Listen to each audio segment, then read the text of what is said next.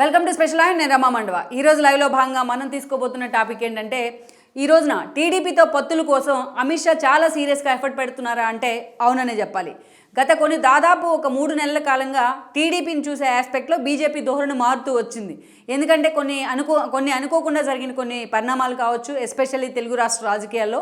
So అటువైపు నుంచి చూసినట్లయితే ఇటు రాష్ట్ర రాజకీయాల్లో ఉన్న పలు నేతలతో పాటు పలు రాజకీయ పార్టీలతో పాటు అటు జాతీయ స్థాయిలో అమిత్ షా లాంటి వాళ్ళు చేయించుకున్న సర్వేలు కూడా ఇక్కడ టీడీపీ వైపే అందరినీ చూసేలా చేస్తున్నాయి. సర్వేల్లో కూడా అటు టీడీపీ జనసేన కూటమికి సానుకూల ఫలితాలు వచ్చిన తీరు కానీ, ఈవెన్ ఈరోజు జగన్మోహన్ రెడ్డి సిట్టింగుల మార్పు పేరుతో చేసిన ఒక హడావిడి కానీ, గత 5 సంవత్సరాల ఆయన పాలన కానీ, ఇవన్నీ కూడా ఈరోజు బీజేపీని కూడా ఆలోచనలో పడేస్తూ వస్తున్నాయి. అందుకే ఈ రోజున రేపు టీడీపీ జనసేన కూటమి అధికారంలో రావడం తథ్యమన్న మెజారిటీ అంచనాలతో ఈరోజు అమిత్ షా లాంటి వాళ్ళు ఎప్పటి నుంచో టీడీపీ మీద ఫోకస్ పెడుతూ వచ్చారు.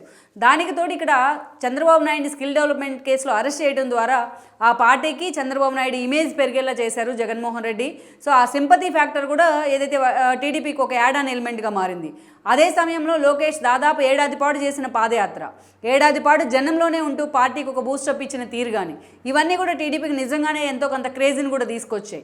అదే సమయంలో జనసేన అధినేత పవన్ కళ్యాణ్ స్వయంగా వాళ్ళకి మద్దతు ఇచ్చే విధంగా ప్రకటన చేయడం, అధికారికంగా పొత్తులు ఖరారు కావడం, ఈరోజు ఆ కూటమికి ఎదురే లేదన్న ఒక అంచనాలు కూడా తెర మీదకి వస్తున్నాయి. ఇవన్నీ ఇలా ఉన్న పరిస్థితుల్లో తెలంగాణ ఎన్నికల రిజల్ట్ కూడా తెర మీదకి వచ్చింది. సో ఆ తెలంగాణ ఎన్నికల రిజల్ట్లో ఈ రోజున కాంగ్రెస్ అధికారంలోకి వచ్చింది. ఎప్పుడైతే బీజేపీ బీఆర్ఎస్ లోపాయి గారి పొత్తుల్ని తెలంగాణ ప్రజలు గ్రహించారో, లిక్కర్ మాఫియా లాంటి వ్యవహారాల్లో కవిత అరెస్ట్ కూడా వెనక్కి వెళ్ళిందో, ఆ ఇష్యూ మొత్తాన్ని కాంగ్రెస్ ఎలా అయితే దానికి అనుకూలంగా మార్చుకుందో ఆ రిఫ్లెక్షన్ కూడా మనకి తెలంగాణ ఎన్నికల ఫలితాల్లో కనిపించింది.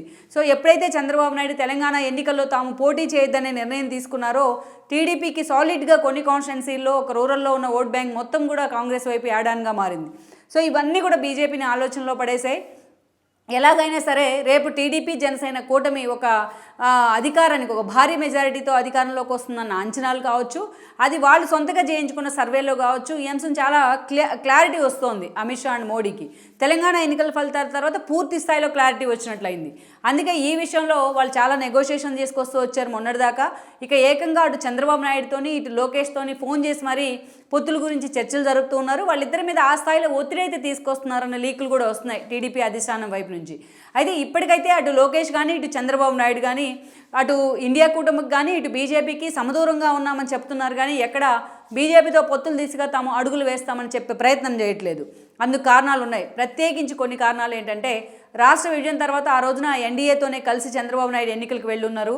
ఎన్డీఏతో కలవడానికి కూడా మోడీ తీసుకున్న ఇనిషియేషన్, బాలకృష్ణ లాంటి వాళ్ళని పెట్టి మధ్య మార్గంగా ఆయన చేసిన ఒక ప్రయత్నం ఆ రోజున చంద్రబాబు కన్విన్స్ అయ్యేలా చేసింది. సో అనాథగా మిగిలిన రాష్ట్రం మిగతా రాష్ట్రాలతో పాటు సమానంగా ఉండాలి అంటే, సమానంగా కంపేట్ అవ్వాలి అంటే కేంద్రంలో అధికారంలోకి రాబోతున్న పార్టీతో పొత్తు ఉండాలని కూడా చంద్రబాబు నాయుడు భావించారు. గతంలో ఉన్న బీజేపీతో ఉన్న పరిచయాలు కూడా ఆయనకు అప్పుడు ఒక యాడ్ ఆన్ ఎలిమెంట్గా మారాయి. ఈ క్రమంలోనే ఆ రోజున చంద్రబాబు నాయుడు ఎన్డీఏలోని అఫిషియల్గా వెళ్ళడం జరిగింది. సో 2 ఏళ్ల పాటు ఆ పొత్తులు బాగానే ఉన్నాయి. అటు పదవులను కూడా పంచుకున్నారు కేంద్రంలో, రాష్ట్రంలో బీజేపీ టీడీపీ. ఆ తర్వాత రోజుల్లో మనం చూస్తే విభజన హామీల వేదికగా చంద్రబాబు నాయుడుకు అండ్ దెన్ బీజేపీకి మధ్య స్టార్ట్ అయిన ఒక డ్రిఫ్ట్ అయితే ఉందో, ఆ తర్వాత రోజుల్లో వాళ్ళిద్దరి మధ్య, మోడీకి చంద్రబాబు నాయుడుకి మధ్య ఒక వ్యక్తిగత అగాధాన్ని కూడా తీసుకొచ్చింది. సో ఆ వ్యాక్యూమ్లోకి వైఎస్ఆర్సీపీ సక్సెస్ఫుల్గా జొరబడింది.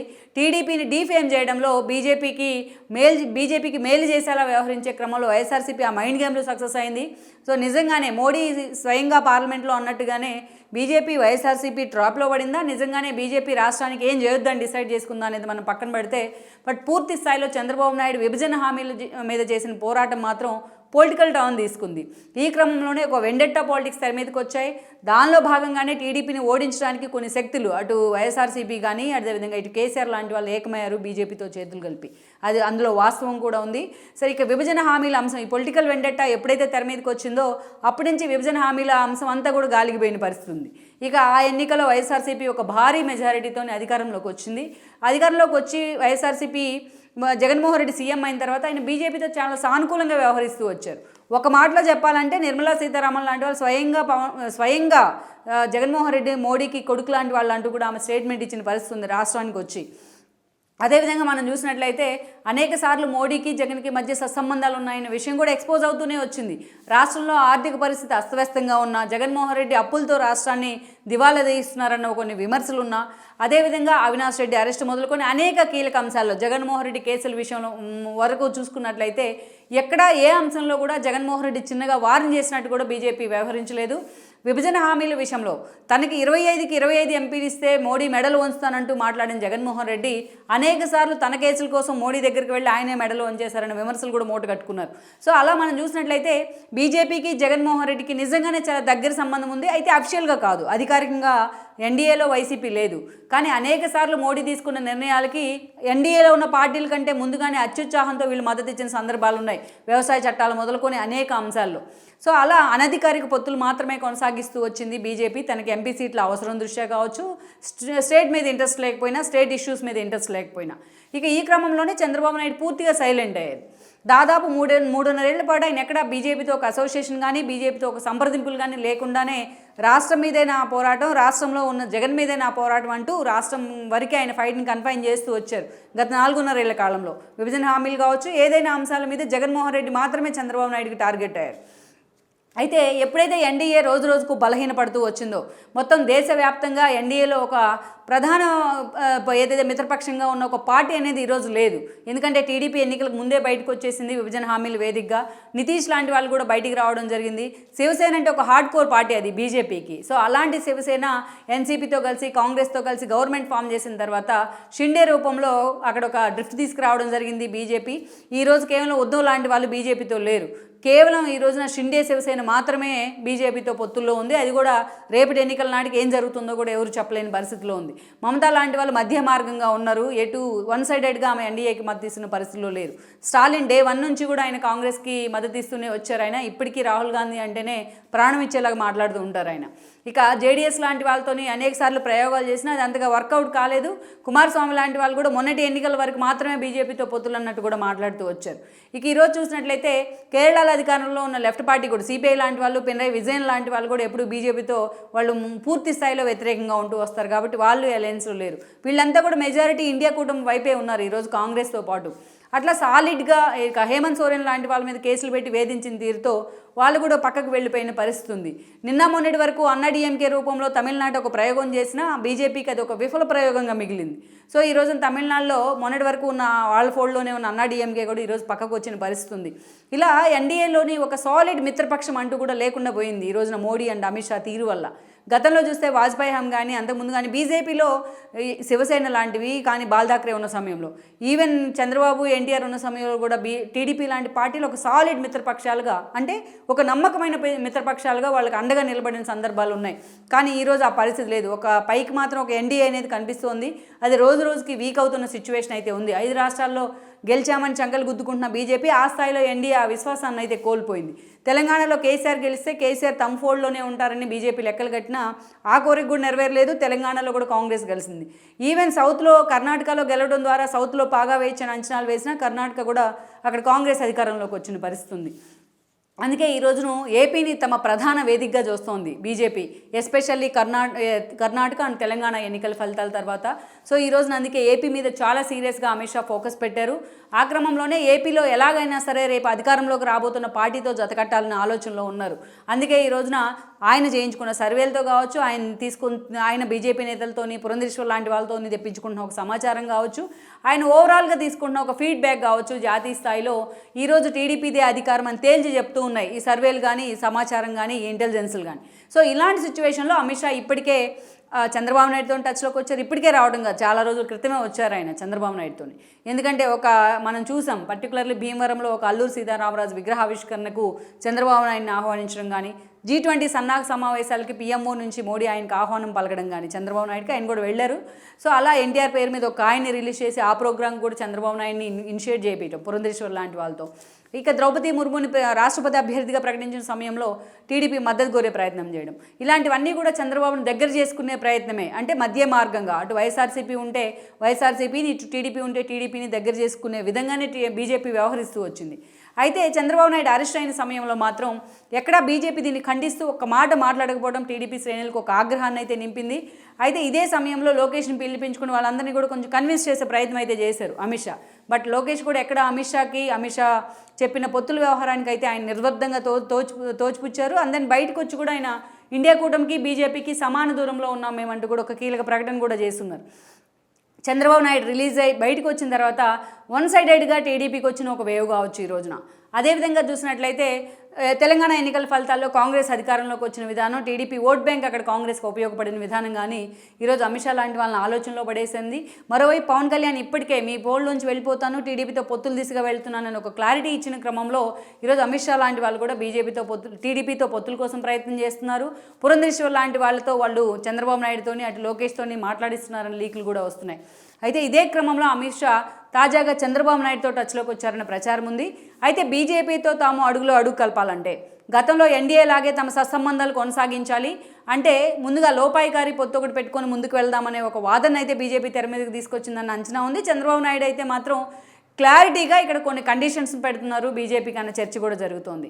సో అమిత్ షాతో భేటీ అవ్వాల్సిన పరిస్థితి వచ్చినట్లయితే చంద్రబాబు నాయుడు మస్ట్ అండ్ షుడ్గా కొన్ని కండిషన్స్ అయితే తెర మీదకి తీసుకురాబోతున్నారు అంటున్నారు. అందులో కూడా మొదటిది ఏదైతే ఉందో రాష్ట్ర ఆర్థిక పరిస్థితి మీద ఒక క్లారిటీ ఇవ్వండి అని కూడా బీజేపీ నాయన అడుగుతూ ఉన్నారు.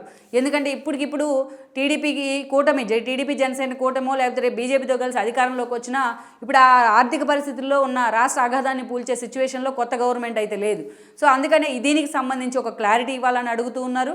అండ్ దాని విభజన హామీలకు సంబంధించి పూర్తి స్థాయిలో విభజన హామీల్లో ప్రత్యేక హోదా లాంటి వాటి ప్లేస్లో ప్రత్యేక ప్యాకేజీని ప్రకటించింది ఆ రోజు నీతి ఆయోగ్. బట్ దానికి చట్టబద్ధత కల్పించాలని అడిగినందుకే చంద్రబాబును బయటికి పంపించారు ఎన్డీఏలోంచి. అందుకే చంద్రబాబు నాయుడు ఈ రోజున అలాంటి అంశాలు కూడా ఒక క్లారిటీ ఇవ్వాలని ఆయన డిమాండ్ చేస్తూ ఉన్నారు బీజేపీని. అదే కాకుండా అది కీలకమైన అంశం. ఆ రోజున అమరావతిని ఎప్పుడైతే చంద్రబాబు రాష్ట్ర రాజధానిగా తీసుకున్నారో అక్కడ కీలకమైన పేరుని, ఒక సెంటిమెంట్ పేరుని తెర మీదకి తీసుకొచ్చారో ఆ రోజు స్వయంగా మోడీని ఇనిషియేట్ చేశారు అమరావతిని. ఆ రోజు శంకుస్థాపనకు మోడీనే రావడం జరిగింది. మట్టి నీళ్లు కూడా తీసుకొచ్చారు ఆయన, పవిత్ర జలం పవిత్రమైన మట్టి పేరుతోని. సో ఆ రోజు ఆ మట్టి నీళ్లు తప్ప ఇప్పుడు దాకా అమరావతికి బీజేపీ చేసింది ఏదీ లేదన్నది వాస్తవం. అది రాష్ట్రంలో చిన్నపిల్లాన్ని కలిసినా కూడా అదే చెప్తారు. సో అలాంటి సిచ్యువేషన్లో ఈ రోజున అమరావతి గురించి ఒక క్లారిటీ అయితే ఇవ్వాలని కూడా చంద్రబాబు నాయుడు డిమాండ్ చేస్తున్నారు. అంటే ఈరోజు అమరావతి గురించి క్లారిటీ అంటే అమరావతి ఏపీ రాజధానిగా ఉంటుంది అని కాదు. అది ఎలాగూ రేపు వచ్చే గవర్నమెంట్ దాన్నే కంటిన్యూ చేస్తుంది, అందులో ఎలాంటి డౌట్ లేదు. అటు కోర్టులు కూడా దాన్నే స్పష్టం చేశాయి. ఇప్పటికే బీజేపీ కేంద్రంలో కూడా మొన్న పార్లమెంట్లో కూడా అదే ప్రకటన కూడా చేసింది. కానీ అమరావతిని నిర్మించాలి అంటే, రాష్ట్ర రాజధాని నిర్మించాలంటే బీజేపీ నుంచి ఒక ఎష్యూరెన్స్ అడిగే ప్రయత్నం కూడా చేస్తున్నారు ఆయన అని కూడా చెప్తున్నారు. సో వీటన్నిటితో పాటు ఈరోజు జగన్మోహన్ రెడ్డి కేసుల విషయంలో కావచ్చు, and then Vivekananda Reddy murder case విషయంలో అవినాష్ రెడ్డిని ఎందుకు ఈ రోజున ఆయన బెయిల్ మీద బయట తిరుగుతున్నారనే అంశంతో పాటు కొన్ని కీలక అంశాలను చంద్రబాబు నాయుడు బీజేపీ దగ్గర ప్రస్తావించే అవకాశం ఉంది. మొత్తం ఒక 7 అంశాలను ఈరోజు చంద్రబాబు నాయుడు అమిత్ షా ముందు ఉంచబోతున్నారని కూడా చెప్తున్నారు. వీటన్నిటి మీద క్లారిటీ వచ్చినట్లయితే చంద్రబాబు నాయుడు బీజేపీతో పొత్తుల గురించి ఆలోచించే అవకాశం ఉందని కూడా ఈరోజు టీడీపీ నుంచి అయితే లీకులు వస్తూ ఉన్నాయి. మరి బీజేపీ గతంలో మనం చూస్తే డే 1 చంద్రబాబు నాయుడుతో పొత్తులు పెట్టుకుని 2014 ఎన్నికలు, ఆ రోజు ఎన్నికలకు వెళ్ళి చంద్రబాబు నాయుడు సీఎం అయిన తర్వాత పోలవరం ముంపు మండలాల విషయంలో బీజేపీ చాలా సానుకూలంగా వ్యవహరించింది. నేను సీఎంగా ప్రమాణ స్వీకారం చేయను, ముంపు మండలాలను ఏపీలో కలిపేంత వరకు అని అన్నప్పటికీ తెలంగాణ నుంచి వ్యతిరేకత వ్యక్తమవుతుందన్న ఆలోచన కూడా లేకుండా మోడీ లాంటి వాళ్ళు అప్పటికప్పుడు ఆ గెజిట్ నోటిఫికేషన్ తీసుకురావడం జరిగింది. అప్పుడు మాత్రమే చంద్రబాబు నాయుడు తన ముఖ్యమంత్రిగా ప్రమాణ స్వీకారం చేశారు. సో అలాంటి సానుకూల దృక్పథం అయితే ఉంది బీజేపీకి స్టార్టింగ్లో. ఆ తర్వాత సో అది స్పాయిల్ అయింది. బట్ ఒక వెండెట్టా పాలిటిక్స్ తెర మీదకి వచ్చాయి అనుకోవచ్చు. ప్రజా సమస్యలు, విభజన హామీలు పక్కకి వెళ్ళిపోయాయి. సో ఇలాంటి సిచ్యువేషన్లో ఈరోజు చంద్రబాబు నాయుడు పొత్తుల కోసం బీజేపీ ఎంత దూరమైనా వెళ్లే అవకాశం ఉందని ఒక అంచనా వస్తుంది. మరి ఈ అంచనాలు నిజం చేసేలా చంద్రబాబు నాయుడు ఈ 7 డిమాండ్లని బీజేపీ ముందు ఉంచినట్లయితే మరి బీజేపీ వీటన్నిటికీ కూడా ఎలాంటి సానుకూల స్పందన వ్యక్తం చేసే అవకాశం ఉంటుంది అనేది ఒక చర్చ అయితే ఈరోజు విభజన రూపంలో కాంగ్రెస్ ఎలాగైతే కట్టుబట్టలతో రాష్ట్రాన్ని మిగిల్చిందో, ఆ ఆగ్రహాన్ని ఎలాగైతే గత 10 ఏళ్లుగా రాష్ట్ర ప్రజలు చూపిస్తూ ఉన్నారో ఈరోజు ఆ కట్టుబట్టలు కూడా బీజేపీ లేకుండా చేసిందన్న ఒక ఆగ్రహం ఏపీ ప్రజల్లో ఉంది. సో అందుకే ఈ రోజున వన్ సైడెడ్గా బీజేపీతో జట్టు కట్టేందుకు అధికారికంగా ఏ పార్టీలు కూడా సిద్ధంగా లేవు ఎక్సెప్ట్ పవన్ కళ్యాణ్. సో అలాంటి పవన్ కళ్యాణ్ కూడా ఈరోజు పవన్ కళ్యాణ్ మీద బీజేపీ ప్రెజర్ తీసుకొచ్చే ప్రయత్నం చేస్తుందని చర్చ ఉంది ఈ పొత్తుల విషయంలో. Let's see. ఓవరాల్గా మనం ఇప్పుడు చూసుకున్నట్లయితే ఇప్పుడున్న సిచ్యువేషన్లో ఈ డిమాండ్లకి అమిత్ షా లాంటి వాళ్ళు, మోడీ లాంటి వాళ్ళు ఎంతవరకు కన్విన్స్ అయ్యే అవకాశం ఉంటుంది, ఈవెన్ కన్విన్స్ అయినా ఈరోజు టీడీపీ క్యాడర్ ఎంతవరకు ఈ పొత్తును వెల్కమ్ చేస్తుంది అనేది కూడా మనం చూడాలి. త్వరలోనే అటు టీడీపీ బీజేపీ పొత్తు వార్తలకు సంబంధించి పూర్తి స్థాయిలో సంక్రాంతికే ఒక క్లారిటీ వచ్చే అవకాశం ఉందన్న లీక్లు అయితే వస్తున్నాయి. లెట్స్ సీ మరి ఈ పరిణామాలు రాష్ట్ర రాజకీయాలను ఏ మలుపు తిప్పబోతున్నాయనేది మనం చూడాల్సి ఉంది. ఈ వీడియో మీకు నచ్చినట్లయితే please share, like and subscribe R24 Telugu.